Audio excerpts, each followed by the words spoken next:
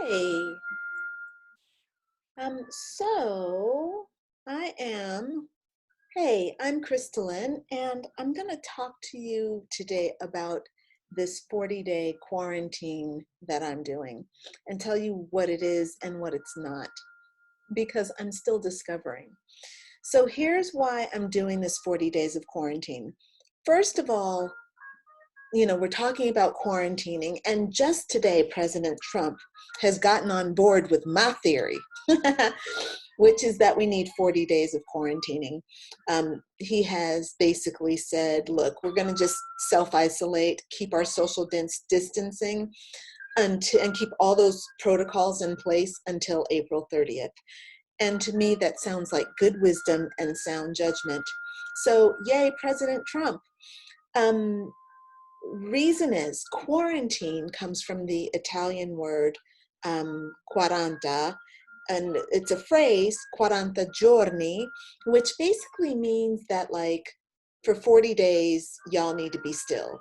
And this comes from like the 1600s, when ships that were coming off the coast of Venice, so Venice, Italy, back in the 1600s, whenever there was a ship that was suspected of carrying disease, the Venetians were like, look, y'all cannot come into our port for 40 days. So y'all just sit out there on the water with your boat and your disease. Y'all let that disease die off. It's going to kill a bunch of people. Sorry, but you ain't coming here bringing your disease here. So those boats were there, or those ships were there for 40 days. And obviously, whatever was going to happen was going to happen. They were going to figure it out. And if no disease, or the disease passed and everybody that was remaining were healthy, then they could come onto land. They could come into the port. Well, with, us around the world, we've got this new strain of the coronavirus, and everybody's self-isolating, which is the perfect thing to do as far as I'm concerned. It makes perfectly good sense. Vibrationally, it feels like the right thing to do. And so I've been self-isolating. I started self-isolating actually back in February, because when the coronavirus landed in Italy, my ears kind of pricked up and I thought, what's going on? This is a message for me personally. I took that very personally. And so I'm like, I need to be still. So I stopped doing a lot of things. And what started happening as I kind of started to withdraw from social things and moving around so much, and I started taking distance from people, I kind of started having a feeling inside myself of understanding that this kind of withdrawal from people is holding me very accountable to myself. And I started taking a very hard look at myself and the choices that I've made. And I also started looking very deeply at why I am not more successful than I am. Now, as you know, success is relative. What's successful for me might be totally like the bottom rung for you, and vice versa, or anywhere along any kind of a scale that you can imagine. One person's success does not define another person's success, which is why we shouldn't go around comparing ourselves to one another. And yet, comparing ourselves to other people does give us the kind of benefit of setting our sights toward where we want to go. And so in the last 2 months, now we're coming into April. So within the last 2 months, I've been having this feeling of, I must do significantly better than what I'm doing. Now, as far as the quality of my work is concerned, it's excellent quality. My writings are good, my programs are good, like everything is right where it should be philosophically. And the material is there, my understanding of the material, and how to provide people what they need in order to transform and in order to do what they need to do. That's all there. But here's what's not happening. My my delivery method needs improvement. That's okay, because I consider myself still really learning how to make videos. Like, my friends will write me and they'll say, hey, your head is cut off in your video. And I'm like, yeah, look at that. My head is fucking cut off in my video. All right. But then, you know, I don't know. It's just, I just forget to kind of look and see. So this is where I have issues, right? And my microphone is hanging here and it's kind of hanging in kind of a sloppy way. Okay, I can improve this. There, that's not so sloppy.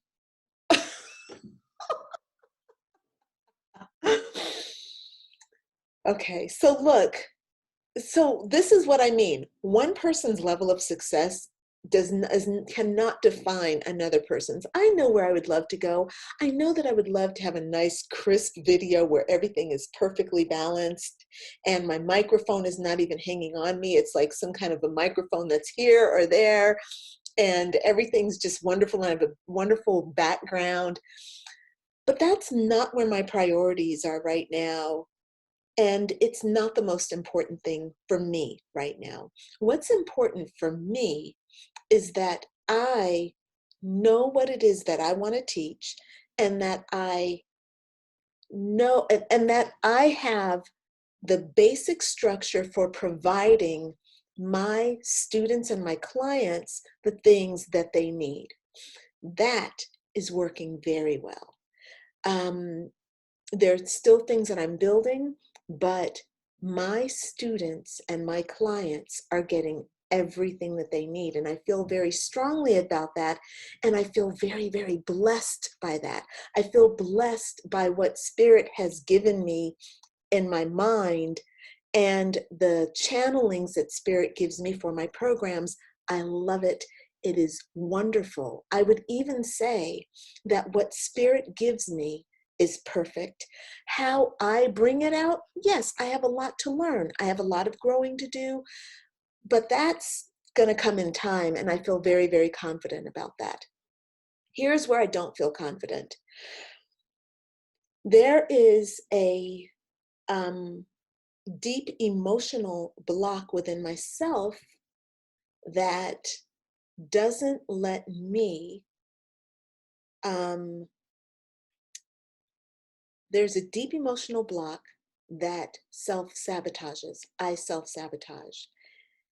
And what's happening is I'm aware of the forces that are sabotaging, and what they're doing is they're calling me to confront them.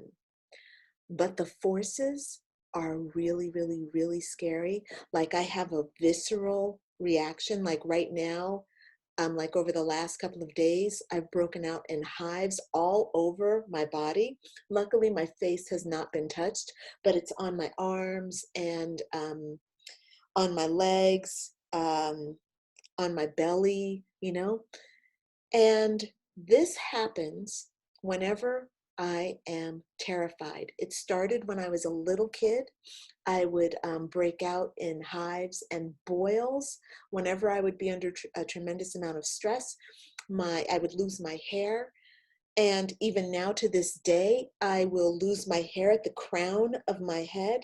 All my hair will just fall out. Like, all of a sudden, here, hair today, gone tomorrow, right? That is how my system works when I am forced to confront something that I don't want to confront.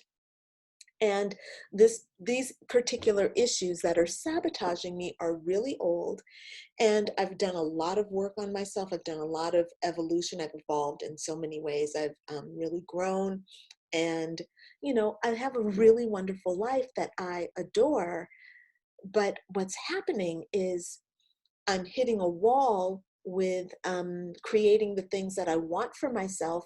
And it's forcing me to look really deeply at those really, really deep wounds. And so, in confronting these over the last several days, I have had tremendous insight and tremendous sorrow. There's been a lot of grieving, a lot of, like I said, terror. These are deep emotional feelings that are old. To be honest with you, these emotions are not even from this lifetime. I'm processing shit. I'm grieving from my last life. I can't say it's my last life. I'm grieving for one particular past life that I had where I was living in France and I died of tuberculosis. And it was like it was like in the early 1900s, you know? And the girl that I was back then kind of keeps coming up. She keeps showing herself to me and she keeps showing me how her life is being lived through me and how she died totally impoverished. And basically, she died from a broken heart. Oh, God, don't get me started. I can feel it right now. It's going to make me cry. This girl died from a broken heart. It showed up in the form of tuberculosis. That's how she actually ended up dying. But it was long before the tuberculosis set in. It was that man that she loved and she devoted herself to that was not able to return the love that she needed. And that broke her heart. And then the tuberculosis came as a manifestation of what happened in her mind. She started just basically contracting and contracting. She was shrinking. She was giving away her life. Like she was not able to sustain life within herself. She wasn't able to peel herself away. She wasn't able to detach from this man. And she started detaching from life. And she had to give up the ghost. And this man came back to her at the end to say goodbye. And that's what gave her, like, it created an awakening in her that she's calling me forth to confront and to deal with. And, I'm saying she's a past life of mine because I've been living her story. It's kind of like in, what is it called? Cloud Atlas, that novel, um, where these people are reliving their lives, like they're reliving their lives in different times, but you see them. Sorry. This is what's happening with her. So I'm not sure that she's actually a past life or if she's just a really strong spirit guide that keeps downloading her story into my consciousness so that I relate to it 100%. It feels like we are one, which is why I call her a past life. Really horrifying. The pain inside her is devastating. The pain from this unrequited love that she experienced and the pain that I've experienced from unrequited love is absolutely debilitating. It will collapse me if I let it. And the thing is, it has been collapsing me. And I didn't recognize it. I didn't know it. I didn't realize that the life force energy has been seeping out of me over the last 5 or 6 years. I've been dwindling. Oh shit, oh my God. Ooh, oh my God. Ooh, oh, life be telling. I was thinking that this was from a man, but actually I realize that this is from my mom, this unrequited love. This man was in my mind, but actually it's from my mom. I knew that my mom, I actually never used those words, unrequited love, with reference to my mother before. Holy crap, this is much more intricate and complex than I thought. It's actually not that complex. It's not complex. I'm a child who was born a mistake. Her mother made a mistake by trying to raise me, but she did the best she could. She did a very good job of raising me. She provided me with home. She provided me with food, with nourishment, with education, with opportunity. She did exactly what she was supposed to do, except she could not truly love me because she made a mistake. And I understand, because I don't know whether she passed that on to me or whether this is my own paradigm, but I understand what it is to make mistakes and to live with them and to hate the mistake that you made. Look, I have total compassion for my mom. I am so not mad at her for that, because in me, when I've lived with mistakes, it is unbearable for me to live with a mistake. I've never been able to reconcile it, which is why I have to reconcile it now with myself, you know? Um, anyway, so here my mom is, she's made this mistake, but she's gonna do right by this mistake by making sure I always have what I need, which is what she did. The problem was that I never got the love I needed, which for her, that was an option because she grew up not having the love that she needed as an option. So, of course, her mentality is love. You don't need love. What you need is education. You need home. You need food. You need safety. I'm going to give you all that. I can't give you the love you need. I can't give you the affection, but this is the best I can do. I don't know how to do that stuff. I never got it. That's basically what the story of my childhood. And so I've adapted to that. The thing is, I don't have that capacity. I need love, and my and I give love, right? I know how to love. I love very deeply, very intensely. I'm not afraid to show emotions. I'm not afraid to feel emotions, which is why I'm always on the verge of tears whenever I'm doing my shadow work. So there's all the emotional aspect is there for me, but I still can relate to my mom because of the mistake and the fact that I loved my mother pretty much unconditionally. That unrequited love is showing up. It's me projecting that thing from my past life and the lesson I need to learn in this lifetime, projecting that onto my mom, and now it's manifesting. My mom died 7 years ago. That's when I started coming to terms very much with the unrequited love that exists inside of me. Okay, that's super complex. Can't believe I just explained all that. I haven't even begun to talk about the quarantine. So let me get to the point of why I just explained all that, because it's really important. Here I am right now. I've been self-isolating, more and more over the last several weeks, because I started, like I said, in February, stopped going to the gym, stopped doing things that were social because of, concern around the virus. So everyone's been saying you need 2 weeks to self-isolate. And my theory is you don't need 2 days, you need 40 days because of this whole 40 giorni. Well, hello, this is also a 40-year or a 4-year. It's 2020. So 20 plus 20 is 40.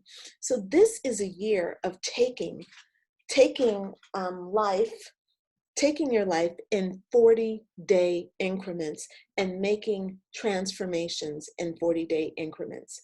So what I'm doing, and this is spirit talking to me, so what I'm doing for these 40 days is taking the time to make note of what it is I truly want for myself, and then I'm holding myself accountable to that for 40 days.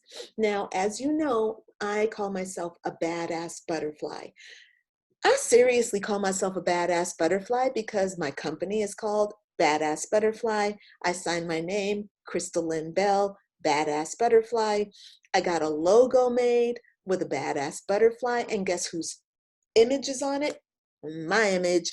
I clearly see myself as a badass butterfly. So how am I going to call myself a badass butterfly if I'm weighed down by baggage and things like unrequited love and unfulfilled desires? Okay, that's not the life of a badass butterfly.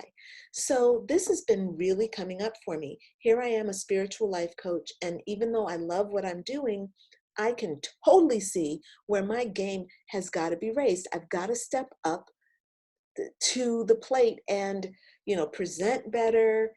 And like, even though I love the material I have, and I told you that I feel like what Spirit is giving me is perfect, I got to step it up. Spirit's not going to keep me at the same level. Spirit's like, come on, y'all. Like, let's go. Let's step higher. Yeah, you got that. You mastered that. Let's step into the next level. Well, in order for me to do that, I can't go to the next level with this same baggage. I can't go and think big if I am going to be stuck with the same wounds that I've been carrying now for lifetimes, and wounds that are passed down through my ancestral lineage, right? I got to break the mold. I got to do something.